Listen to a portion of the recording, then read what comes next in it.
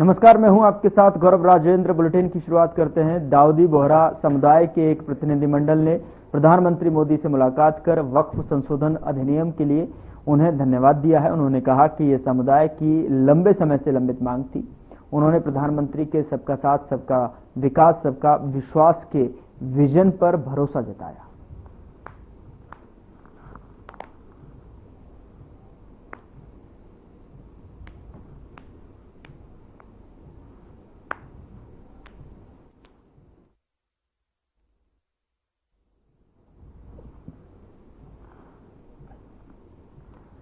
सरकारी प्रवक्ता की तरफ से साप्ताहिक मीडिया ब्रीफिंग की गई और आपको बता दें कि भगोड़े मेहुल चौकसी की गिरफ्तारी पर विदेश मंत्रालय के प्रवक्ता रणधीर जायसवाल ने कहा कि हमारे प्रत्यर्पण अनुरोध के बाद जो है आधार पर उसे गिरफ्तार किया गया है।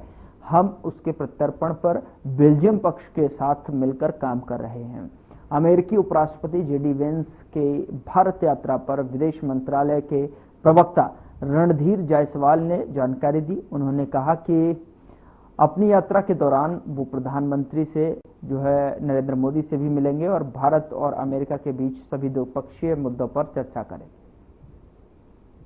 Sahil, we on Mehul Choksi case, we, as you are aware, based on our extradition request, he was arrested in Belgium.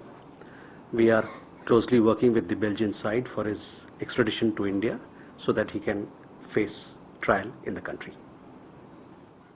Can we have more questions? Should we go this side? Santosh ji. Sir, Santosh Thakur Nawada से। Sir, China ने ये बोला है कि America के उपराष्ट्रपति भारत आ रहे हैं। इसके बारे में हम लोगों ने आपको जानकारी दी। उनकी यात्रा 21 से 24 अप्रैल तक है। उस यात्रा के दरमियान उनकी मुलाकात भारत के प्रधानमंत्री से होगी। उस दौरान जो बातचीत होगी उसमें जितने मुद्दे हैं भारत और अमेरिका के बीच द्विपक्षीय मुद्दे हैं उन पर बातचीत होगी। उसके अलावा आपका सवाल था कैलाश मानसरोवर यात्रा को लेके। तो कैलाश मानसरोवर यात्रा यस, उसमें जो है हम लोग जल्द ही उस पर कुछ और नोटिस पब्लिक के लिए जारी करेंगे और जल्द ही यात्रा शुरुआत होने की संभावना है। Our comments on ongoing US-Iran talks. Well, we see the ongoing US-Iran talks as a positive development. We have always stood for dialogue and diplomacy as the way forward on such issues. We hope it would lead to the resolution of the matter to the mutual satisfaction of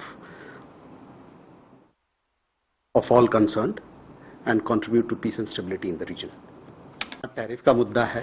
tariff के मुद्दे पर हमारी अमेरिकी सरकार के साथ बात हो रही है और लगातार बात हो रही है ताकि हम लोग ये जो बायलैटरल ट्रेड एग्रीमेंट की बात कर रहे हैं उसका जल्द उसको एक रूप दिया जाए।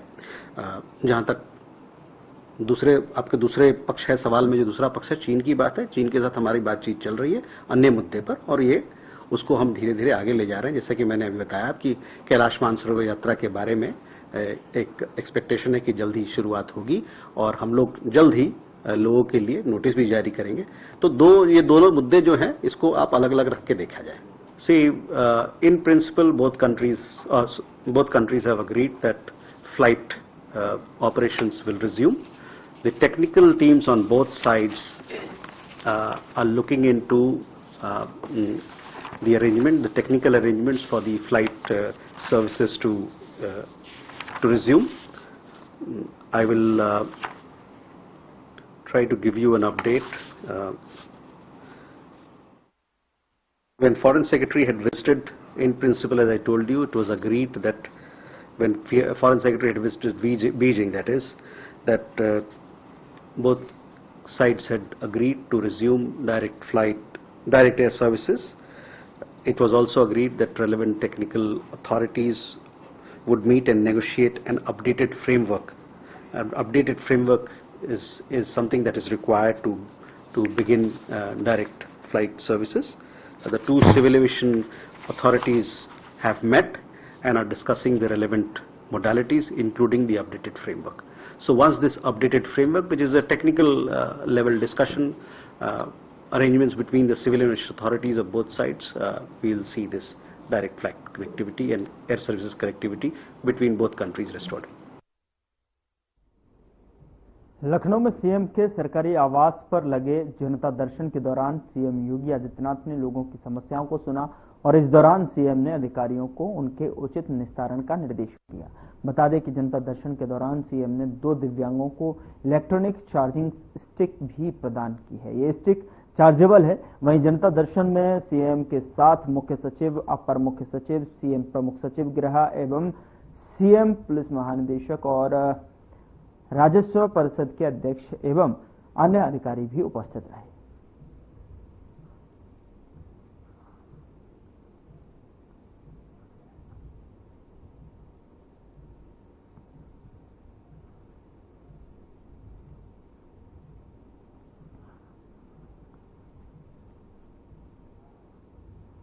गृह मंत्री अमित शाह ने मध्य प्रदेश के नीमच में सीआरपीएफ दिवस परेड 2025 को संबोधित किया और केंद्रीय गृह मंत्री अमित शाह ने नीमच में 86वें केंद्रीय रिजर्व पुलिस बल दिवस समारोह में परेड का निरीक्षण किया और 86वें केंद्रीय रिजर्व पुलिस बल दिवस समारोह में केंद्रीय गृह मंत्री अमित शाह ने कहा कि पशुपति से तिरुपति का जो हौसला रखने वाले दुर्दांत नक्सलियों को आज 4 जिलों में समेट कर रख देने में सीआरपीएफ का बहुत बड़ा योगदान है। सीआरपीएफ की स्थापना उस ध्वज देने का काम है महान सरदार वल्लभ भाई पटेल ने किया।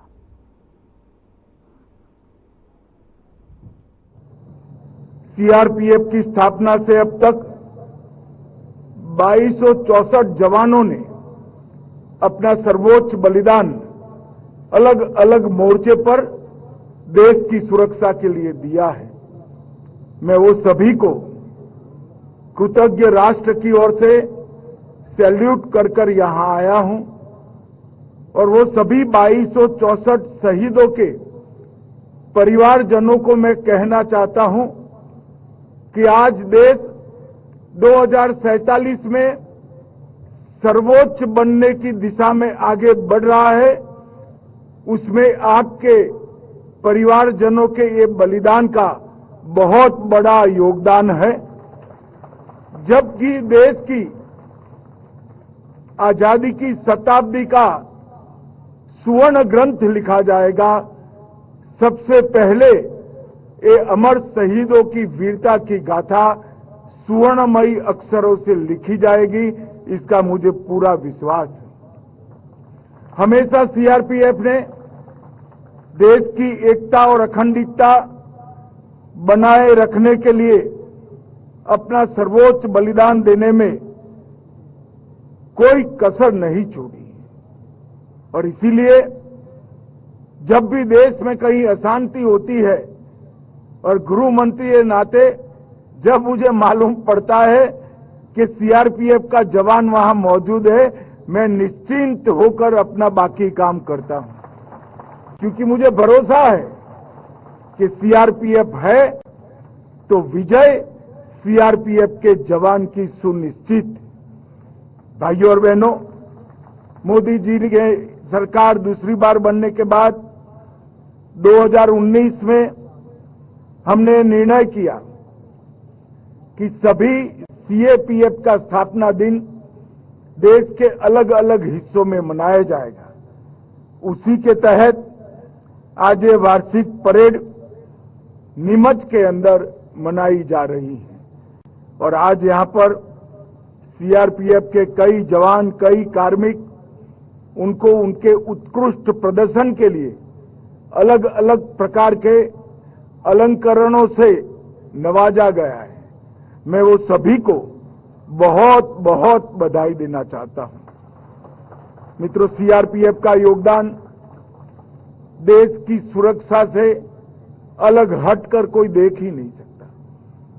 चाहे कश्मीर की वादियों में आतंकवाद फैलाने वाले, नापाक इरादे रखने वाले आतंकियों के सामने जूझना हो, चाहे पूर्वोत्तर में शांति प्रस्थापित करने के लिए हमेशा तैनात रहना हो, और सबसे बड़ी बात पशुपति टू तिरुपति का एक हौसला रखने वाले दुर्दांत नक्सलियों को आज 4 जिलों में सिमट कर रख देना, इस सारे कारनामों में हमारे सीआरपीएफ के जवानों का बहुत बड़ा योगदान है।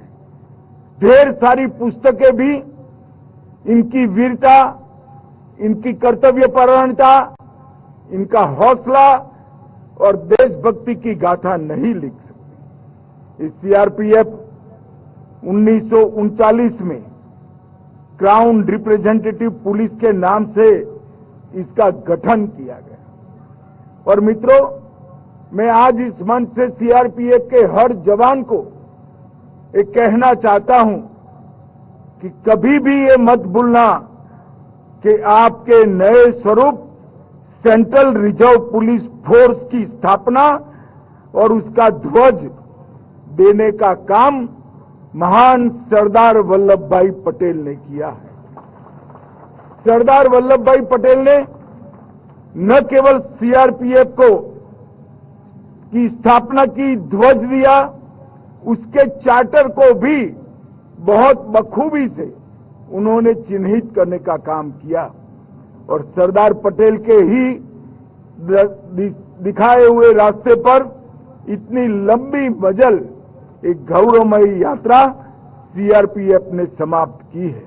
और आज 248 बटालियन सहित 4 जोनल मुख्यालय, 21 सेक्टर मुख्यालय, 2 परिचालन सेक्टर मुख्यालय, 17 रेंज और 39 प्रशासनिक रेंज में लगभग 3 लाख जवान बटकर हर जगह पे देश की शांति और सुरक्षा के लिए काम कर रहे हैं।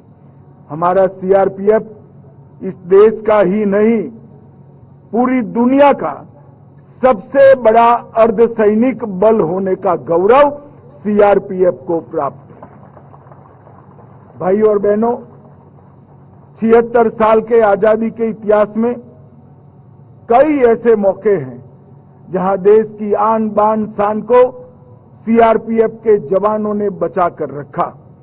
लद्दाख के हॉट स्प्रिंग में 21 अक्टूबर 59 में चीनी सेना का मुकाबला केवल कुछ चुनिंदा सीआरपीएफ के जवानों ने किया और सबने शहादत हासिल की।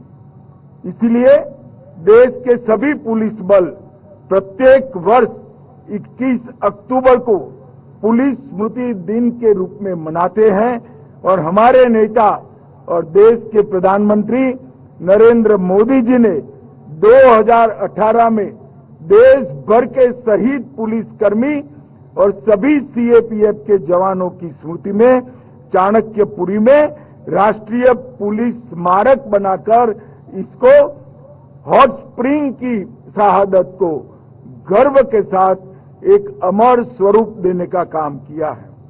1965 में कच्छ के रण में सरदार पोस्ट पर सीआरपीएफ के जवान तैनात थे। पाकिस्तान की सेना को मुंह तोड़ जवाब दिया और इसीलिए 9 अप्रैल को शौर्य दिन पूरा देश मनाता है। मित्रों, 2001 में हमारे लोकतंत्र की सबसे बड़ी पंचायत संसद भवन पर हमला हुआ, इसको भी नाकाम सीआरपीएफ के जवानों ने किया। 2005 में श्री राम जन्मभूमि पर आतंकी हमला हुआ, उसको भी निरस्त करने का काम सीआरपीएफ के जवानों ने किया और मंदिर को सुरक्षित रखा। भाइयों और बहनों, सबसे बड़ी कामयाबी सीआरपीएफ के इतिहास में लिखी जाएगी, वो अनेक सालों तक याद रखी जाएगी कि इस देश को नक्सलवाद से मुक्त करने में सीआरपीएफ ने बहुत बड़ा योगदान दिया है। आज भी दुर्दांत नक्सली भी जब उनको समाचार मिलते हैं कि कोबरा के जवान उनकी ओर गति से बढ़ रहे हैं तो उनकी रूह कांप जाती है। इस प्रकार का एक बहुत बड़ा शौर्य का परिचायक सीआरपीएफ की कोबरा बटालियन बनी है। मैं आज इस मंच से 86वीं परेड के दिन पर कोबरा बटालियन के सभी जवानों को हृदयपूर्वक बहुत बहुत शुभकामनाएं और शाबाशी देना चाहता हूं। आपके नेतृत्व में सीआरपीएफ के बाकी जवानों ने नक्सलवाद को समाप्त करने की दिशा में बहुत बड़ा योगदान दिया है और मैं आज आपको कहकर जाता हूं कि 31 मार्च 2026 इस देश में नक्सलवाद हमेशा के लिए समाप्त हो जाएगा। ये प्रण जो है वो आपके ही दम पर इस देश ने तय किया है। सीआरपीएफ के बगैर ये संभव नहीं है। धारा 370 हटाने के बाद कश्मीर के अंदर शांति बनाए रखनी हो या हर चुनाव को बहुत अच्छे तरीके से पारित कराना हो, हर जगह सीआरपीएफ के जवानों ने मन देकर सच्चे मन से ड्यूटी निभाने का काम किया है। और मैं एक बात निश्चित कहना चाहता हूं, धारा 370 हटने के बाद जब कश्मीर में विधानसभा के चुनाव हो रहे थे, बहुत सारी आशंकाएं हो रही थी, मगर मुझे गर्व है मेरे सीआरपीएफ और बाकी सुरक्षा बलों के जवानों ने इतनी सुरक्षा सुनिश्चित की कि एक बूथ को भी लूटने नहीं दिया और एक भी जगह गोली भी नहीं चलानी। ये बहुत बड़ी उपलब्धि है।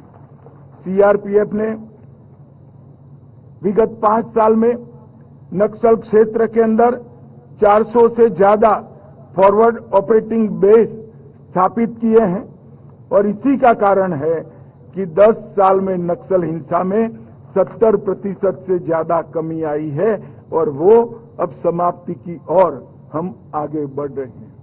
वसुधैव कुटुंबकम हमारे देश के उपनिषदों का संस्कार है। संयुक्त राष्ट्र मिशनों के साथ श्रीलंका, हैती, कोसाओ, लिब्रिया कई जगह पे सीआरपीएफ के जवानों ने संयुक्त राष्ट्र संघ के मिशनों के साथ रहकर शांति प्रस्थापित करने का काम किया है और इसी का कारण है कि अब तक कुल 2708 विभिन्न पदक बल ने प्राप्त किए हैं। वो सभी सीएपीएफ में सबसे ज्यादा पदक अगर किसी को मिले हैं तो मेरे सीआरपीएफ।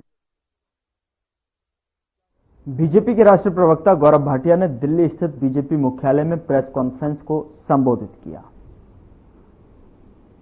ये बहुत ही अहम मुद्दे पे है जो हर चैनल, हर न्यूज़पेपर में कवर किया जा रहा है और ये कहना गलत नहीं होगा। एक ईमानदार सरकार की ताकत क्या होती है, ये भारत में अब जनता को पता चल रहा है। भ्रष्टाचार को समाप्त कर देंगे, भ्रष्टाचारियों को जेल की सलाखों के पीछे डालेंगे, किसानों की जमीन हड़पी है तो वो वापस लेंगे, किसानों को मिलेगी। जनता की गाड़ी कमाई अगर गांधी परिवार, नकली गांधी परिवार ने अपनी तिजोरी में डाली है तो वो एक एक पाई वसूली जाएगी। ये संकल्प है आदरणीय प्रधानमंत्री श्री नरेंद्र मोदी जी की सरकार का। Zero tolerance for corruption, the strongest fiercest war has been waged against the corrupt and against corruption. और ये कहना जरूरी हो जाता है, किस तरह से कुछ लोगों को गुमा था कि वो लोग भारत के कानून से ऊपर हैं। They believed just because they have a fake Gandhi surname, they are above the law of the land of the country. But I must tell you, this journey has been very painful. And I'm sure it serves as an eye-opener that from being on the no-frisk list at various airports, they are now in the no-frills list. कोई भी VIP नहीं है।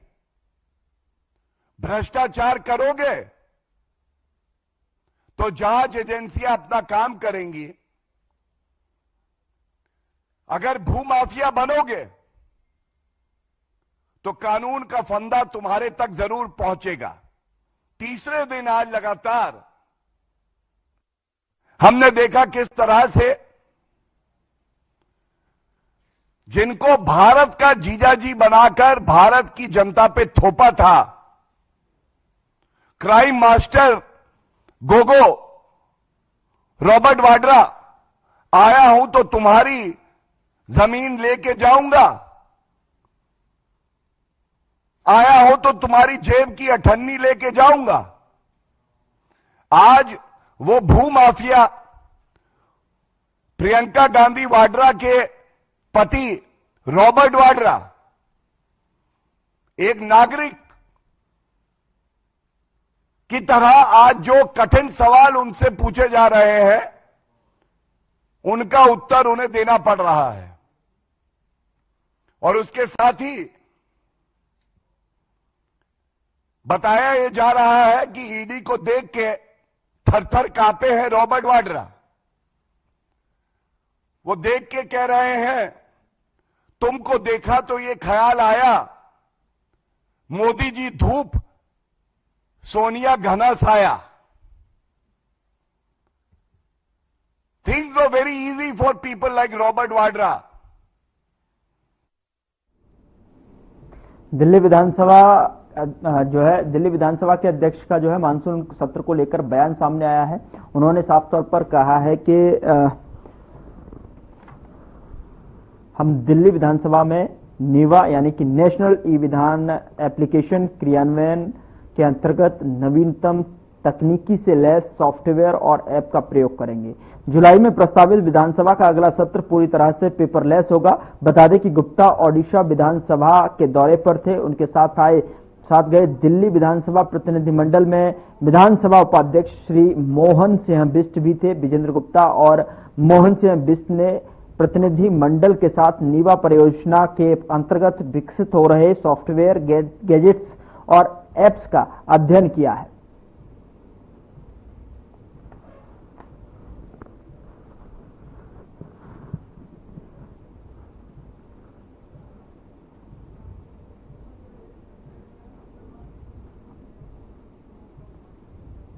आगामी monsoon सत्र को लेकर दिल्ली विधानसभा अध्यक्ष का बयान सामने आया है।